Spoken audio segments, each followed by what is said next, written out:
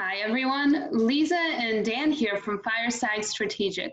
We are on a mission to help business leaders achieve great results through human-centered strategy. In the Fireside Chat series, we are showcasing how leaders are transcending the challenges of the coronavirus crisis, supporting the well-being of their people while keeping business running. Today, we're excited to chat with Tony Oakley, Senior Managing Director at Compass. Thank you, Lisa. Nice to meet you both. And I'm happy to be here today. As Lisa said, I am Tony Oakley, Senior Managing Director at Compass in New York City. I started my career, I guess it was around 23 years ago. I was 18 years as a real estate salesperson and associate broker. And for the last 5 years, I've been a manager. I've worked at the 4 top companies in New York City and thankful that I landed at Compass. So early in my career, I really didn't focus on business that much because I was an entertainer. I started out as a young man as a speed skater and gymnast, and that led me to study music. So I sang big band jazz and a little bit of pop. I love Broadway. And that led me to my first audition, which was singing and dancing and tumbling on cruise ships. And I traveled around the world doing that. And my job was to throw a party every day. Not a bad job. And the only time that really is hard is when things don't go well. I remember once it was a New Year's Eve cruise, and that night I just didn't feel good about the cruise. I didn't know what it was. It was around 2 o'clock in the morning. I was headed back to my cabin, and there was an explosion. And that explosion led to 3 more explosions. And all of a sudden, we have a full-fledged fire on the ship. Wow. Well, yeah, talk about going into support mode. And that really shows you who you are as a person when you're put in harm's way like that, and I think in the marketplace that we're in today, people are feeling a crisis. No question, it's a very challenging strategic time for businesses, but it's also a very challenging human time for businesses. And so definitely want to dig into that with you, but for the time being, I'm curious to learn a little bit more, and our audience is curious to learn a little bit more about Compass. Can you tell us a bit about what Compass does and what makes it special? Sure. Well, I kept seeing all of my dearest, greatest friends who were really high earners go to Compass. And I just kept hearing what is it that really makes Compass so special? And the number one thing that stood out is they said, Tony, we're allowed to be ourselves here. It is not about the company brand. And at that time, you would find no outdoor marketing by Compass. Anything that had Compass name on it was actually paid for by the agent. The agent we wanted to elevate the agent. Now, remember, I had been an agent for 18 years, and I had seen where I struggled as an agent, and my managers never really ever stepped up to help me. They couldn't help me with the business plan. They couldn't motivate me. They made sure that the lights were on and the floors were clean, and that's great. That's not what a manager is today. A manager today needs to be able to inspire somebody, to be empathetic, have the courage to be empathetic. It needs to be able to talk them through a deal and talk them off the ledge. We need to be able to coach them how to build their business, grow their business, make them move fast, really fast. I love it. And isn't it interesting? What you say makes me think of this false idea that a lot of people have, that when you're having fun, you're not working. So many people think of work as this very serious thing.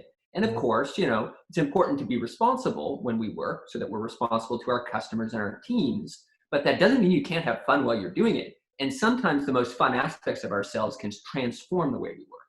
That is so true. One great thing that I said before that really stands strong for me in my daily life, and especially going through this horrible virus that is happening all around us here in New York and throughout the world, is singing. In the office, I sing. In Manhattan, just imagine how many singers and dancers and performers there are in Manhattan. So imagine that I start singing a song that 3 or 4 people know in the office. They'll start singing as well, because you know what? It's okay to have a little fun at work. That's such a beautiful story. A lot of companies may have this outdated view that there's a trade-off between humanity and fun, and that's the human spirit and profit. And it seems like in your career, and particularly your role within Compass, those 2 things are merged. It seems like there's a view that by engaging the human elements, you could also align people towards these growth-oriented goals. Can you elaborate how Compass and how you in particular are able to do that? Yes. I think we only have our authentic self to bring to the table. At the end of the day, that's all we have. Yes, we have to have the knowledge. Yes, we have to have the skill. And yes, we have to have the mindset to do our jobs. But to leave out music out of my life would be such a disservice to me and to my clients, because a lot of my clients have been to my concerts. A lot of my clients have kids or them themselves that might be entertainers as well. And now I've lost that very important relationship tool that could actually bring us closer. There was this wonderful agent in my office, and she was at my last company as well. She followed me over here. Ann Dean is her name. Anne wanted to rebuild herself, rebuild her image, like change her brand. I was like, awesome, let's sit down, let's talk. And I pulled out her bio and I started reading it. And I was like, da-da-da-da-da. And she drives a Porsche. And she's like, yeah, I drive a Porsche. I was like, I drive a Mercedes. She's like, no. I drive a Porsche. And I was like, I drive a Mercedes. She's like, I'm a race car driver. I said, you didn't say that. You're a race car driver? She said, yeah, also I'm a coach for race car drivers. I was like, what? She's this little bitty thing. And I said, you're a race car driver? That's how you start out your bio. Yes. The focus that it takes to be a race car driver is what you put into your real estate and into your clients. Merging our old self with our new self and who we are is just a way of elevating the best parts of us. And so that gives us a great sense of how you lead and what the company is like. I'm curious now, moving over to COVID-19, the situation of the moment. Can you tell us what was going on at Compass prior to the crisis, and how has it changed things for you? We were having a stellar year. Our January, February felt like spring. We have seasons here for real estate, and our market had taken off. We had been in a downward slump for 3 years. And because our prices were so inflated, our absorption rate on the market, we had properties sitting for 1 and 2 years on the market. That's ridiculous. Prices were slowly coming down. And so when we finally hit the 3rd year mark, we're looking at an election year, so this is going to be a short year. Finally buyers were ready to buy and sellers were ready to sell. Our company is still on a strong trajectory. We are just very laser focused on the agents and their needs. We were on film and still are today for up to 7 and 8 hours a day, supporting our agents, talking them through deals, making sure they understand how the laws are changing, making sure that their mental state is taken care of, making sure that we as leaders are there for them. We have a window of opportunity to be our authentic selves in front of our clients and friends and family. And what we do and how we do it right now will pay off for us in 6 or 12 months. We have to understand everything we do is being scrutinized. You guys are doing such a wonderful job internally, continuing to keep things running, engaging with your agents, keeping everyone motivated and, retaining that semblance of community. How are things going externally? What is Compass and what are you doing, to keep doors open, to keep business running from this, financial standpoint? We've been able to orchestrate how to do virtual walkthroughs where only one person is in the home, but they're walking through on something like Zoom where all the parties can watch and see and touch and feel. We have learned to do virtual closings. We've also helped renters move into properties virtually. Right? Wow. Some people are not even walking into the apartment before they're signing the lease. We have them sign a rider that is called a sight unseen rider. We're looking for an opportunity to create a new way of doing business. And on this digital platform that we have, it elevates our agents to be able to work from anywhere. Isn't that wonderful? It allows them the opportunity to be the entrepreneur that they are, because a lot of them also do side gigs. A lot of them, like me, still perform.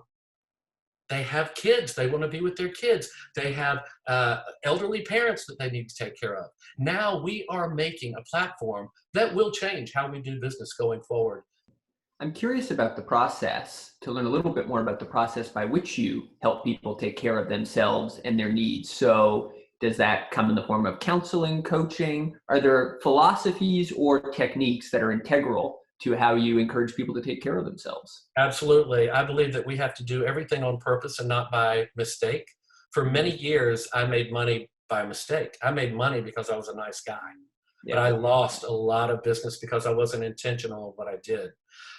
With our agents, we get in front of them, which is going to be a real challenge because although we're in front of each other today, there's not that kinetic energy that I would feel from you if you were sitting in front of me. And that's where I do my best work. So now this is my roadblock. This is my challenge. And how do we get past that? We're going to have to talk a little bit more. I have to listen a little bit more because I need to find the nuances of you so that I can help you be a better you. There's a wonderful coaching program called Ninja Selling. I am hooked. I have swallowed the bait. I am in it. I love their philosophy. I love their mindset and skill set that they bring to the table. I love how simple they make doing business for the agents, just laid out so simplistically. And it's interesting to see the agents that won't do some of the most necessary things to build their business. Could you give us a quick example of some of those barriers? The number one thing that you can do to create flow is be eye to eye with somebody, getting in front of your clients and talking about business. Now that's terrifying to people. And you don't always have to talk about business. I can talk to you about the Ford system, also from Ninja Selling. Friends and family, occupation, recreation, and dreams. I want to learn about you. Then I'm going to go back and put it in my CRM, and I'm going to put notices on there so that I remember to call you in a month or in 6 weeks, that I remember the birthdays and the anniversaries and that you like to go to the beach and that you really hate the mountains and that you love Italian food and all of these things that let them know that I'm listening. Getting agents to get in front of their people is one of the most difficult things I have to do. Yes. Because there's fear in that. There's tension in that, right? Woo! You have no idea. Yeah. No, it's super interesting. And it sounds like, you're so clear on the importance of connection and developing that connection through handwritten notes and very human ways, right, of doing business. And it sounds like for you, if I have this right, Tony, a next area of growth for you to be even better at what you do is learning this medium, learning Zoom, where, you don't have that same kinetic energy, right, that if I were with you, you would feel. But this is still such an incredible platform to learn. And I think it's going to be all the more important for those of us in sales and coaching and all of these human domains to really learn to master it. I really agree with you on that. And I think we need to take the word virtual out of it because now this is reality. Love it. Especially as Compass and other companies continue to grow into these virtual domains. It's becoming, even after the crisis is over, I have a feeling, I think a lot of us do, that these ways of doing business will keep on growing, really, the way that we're communicating right now. Let's talk about that for just a moment, because when this is over, there are going to be winners and losers. We're going to have a lot of people that are losing their lives. We have a lot of small businesses that are going to go down the drain. We have some businesses that are growing right now. Look at Amazon. Look at Zoom.